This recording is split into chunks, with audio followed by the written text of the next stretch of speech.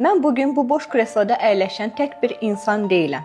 Mən bəzən öz potensialını tam göstərə bilməyən insanların səsiyəm. Mən bəzən fərqli baxışların dəyərini sübut etmək məcburiyyətində qalan insanların səsiyəm. Mən bəzən özünü olduğu kimi ifadə etmək istəyən, lakin görünməyən çərçivələrlə qarşılaşan insanların səsiyəm. Halbuki hər bir insanın təcrübəsi, düşüncəsi və baxışı fərqlidir.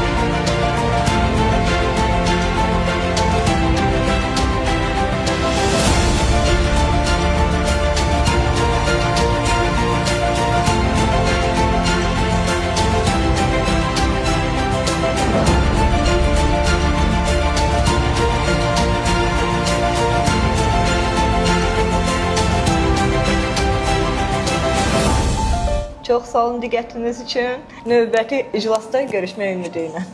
Görüşürüz. Çox sağ olun.